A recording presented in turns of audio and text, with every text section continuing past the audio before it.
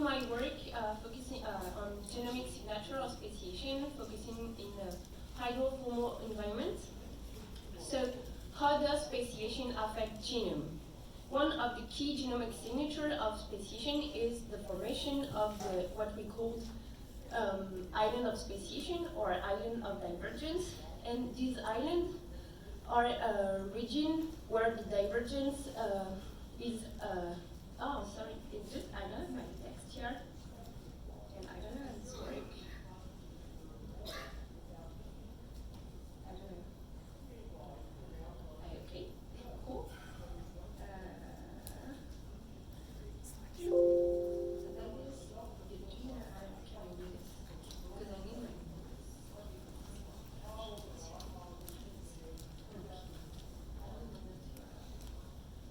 Do you know, can I have my notes on my talk? Because I have this okay, well, it's okay.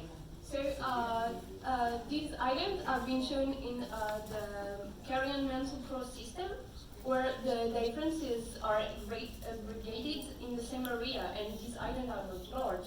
And there is a co-localization of coding gene for feather color and visual perception, which is consistent with reproductive isolation. But in other cases, as in tumor-mastic insect, the formation of this island of speciation is due to adaptation and the formation of island of adaptation. And these islands contain more genes and are distributed along the genome. So one of the key questions of my PhD is, does the mode of speciation impact the architecture of differentiation along the genome? And we can expect different modes of speciation to have different effects on the genome, different signatures. So in the case of our battery, there is an impermeable barrier between species, and we expect that the speciation should be triggered by the accumulation of islands randomly distributed on reproductive isolation sites or genes. On the contrary, in the case of ecological speciation, there is the presence of gene flow, and this gene flow have an homogenizing effect along the entire genome. And for the speciation to happen, we need that the homogenizing effect to be contrasting by the adaptation, and we need adaptation loci to resist the gene flow. And by chance, adaptation loci will be co-located with reproductive isolation sites, and therefore form what we call island of adaptation.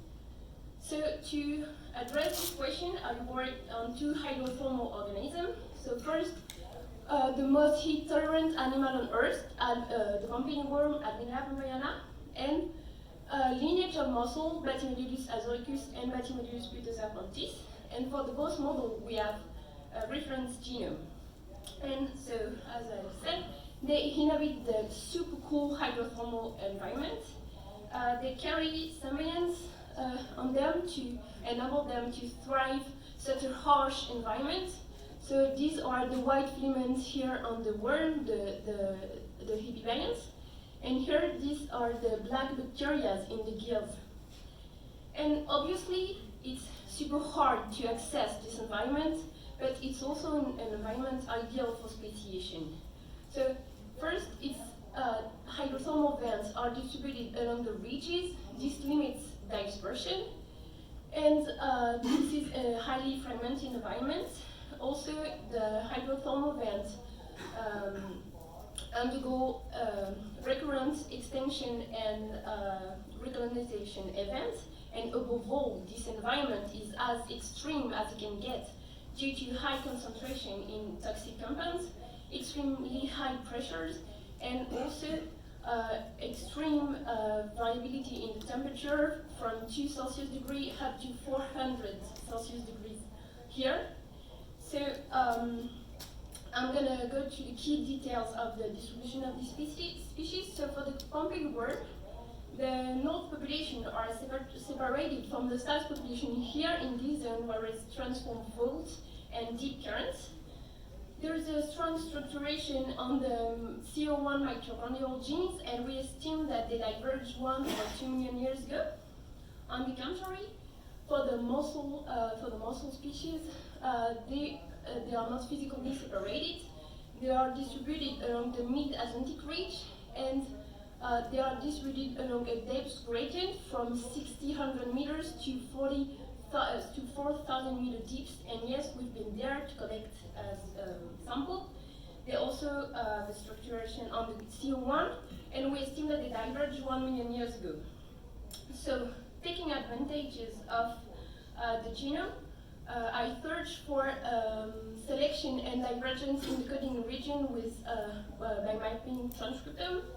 And for both models, my question were, what is the level of divergence between each diverging population? Where is located this divergence along the genome? So is there an island of divergence? Is it correlated to positive selection? And what is the specific genes involved? What are the specific genes involved? So first, what is the level of divergence between each diverging population? So for the Pompeii worm model, we identify almost 7,000 genes, and mostly are not divergent. 27% of genes are slightly divergent, and 3% are outliers with high level of divergence. And for the Thomas-Bulle model, for the mussel model, it's slightly the same thing. So we can say that they got the same level of divergence. So do this divergence located in precise region in the genome? So we define 3 types of scaffold. First, in blue, scaffold without divergence. In yellow, scaffold with 1 punctual gene, divergent gene, and 3 scaffold with putative island of divergence. So the scaffold without divergent genes represent the large majority of the scaffold in both models, but for the Pompeii worm, we see that almost all the divergent scaffold only carry 1 punctual divergent genes, whereas for the Thomas-Bulle model, there were 4% of putative island of divergence. So we can see that there is no overall divergence for the Pompeii worm, with a random accumulation of divergence along the genome, whereas for the Thomas-Bulle model, we can see a spatial structuration in cluster of divergence. So, is this divergence correlated to positive selection and so adaptation maybe to habitats? I'm going to go very fast on this one because there is absolutely no correlation between the level of divergence and the level of selection. But I still see genes under selection. So this means that the island of divergence are not colocalized with the island of adaptation. So now, in this island, what are the specific genes involved? So for the Pompeii worm, I looked at the most divergent gene and the genes with a GNTS more up than 1. And we identify genes coding for implied in the mitosis or the cellular response. These are not the classical genes involved in reproductive isolation, but they might play a role in this way. And for the gene under selection, they might not be linked to adaptation to habitat. I still not explain the biological function or the rest. But for the mussel, here for the divergent gene, we identify gene implied in the oxidative stress response, which is crucial in hydrothermal habitats. And the more interesting was when we looked at the gene under selection, because we saw that there were genes coding for the shell matrix, the formation of the shell and the biomineralization. And we know that physiologists still not explain how this mussel can mineralize their shell at such deep depths. So this is super interesting. We are still investigating this with a rat-seq approach. And we also identified that there were genes implying the symbiosis, which is also super cool because muscle needs the symbionts, and the symbiotic communities vary extremely from shallow and deep sites. So just to wrap up, we saw that there were the similar level of divergence between the two model species, and there were mostly non-divergent genes. For the Pompeii worm, the divergence were randomly located along the localized along the genome, and for the mussel, we saw some island of divergence along the genome, and so there were no collocation of island of divergence and island of adaptation on the mussel. And at last, the specific gene involved, we couldn't identify obvious reproductive isolation gene, but we identified some interesting genes involved in local adaptation. So what we can see is, what we can say is, yes, the mode of speciation impacts the architecture of the divergence along the genome. But for the Albinella pompeiana, we know that this barrier stopped the gene flow at least 1 million years ago, and we were expected to see more clues of divergence along the genome, more structuration. We can say that this process is obviously super long, and on the contrary, when we looked at the muscle model for the biobattery, we know that these populations are not physically separated, but besides this, we see a clear structuration of the genome. So we can think that the ecological adaptation may reinforce the process of speciation. So I would like to thank my PhD advisor, my team, the place where I work, people I work with, and all my funding, my friends, and everything. And I leave you with some fieldwork images. So thank you for your attention.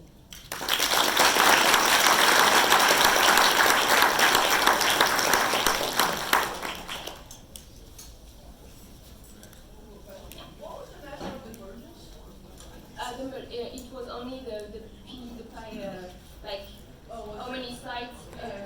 Yeah. Yeah.